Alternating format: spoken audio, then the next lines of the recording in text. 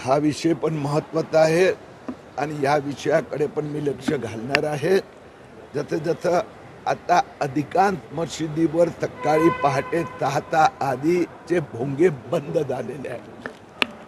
जे आता प्रदूषण ध्वनी प्रदूषण कायद्यात सकाळी 6 ते 10 फक्त आता त्यांचं जर व्हॉल्यूम जास्त असेल तर त्याच्यावर पण कारवाई होणार. माझ्या लक्षात असे जे कोणी मुद्दे येणार मी नक्की कारवाई करायला लावणार. मुद्दा ही गोष्ट खरी आहे की विधानसभेचा निवडणुकीत त्यांचं पाणीपत झालं.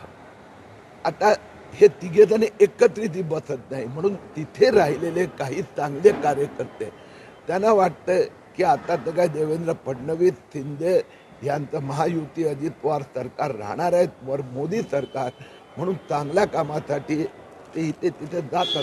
आहेत किती हो 288 पैकी त्यांच्याकडे फक्त 48 आहेत. माझ्या मते चांगली माणसं कामासाठी जर कोणाचा आधार घेतला तर हरकत नाही.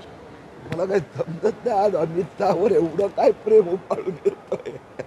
अमित शहा एक कठोर गृहमंत्री आहेत आणि सहकार मंत्री पण आहेत, दोन्ही काम करतात.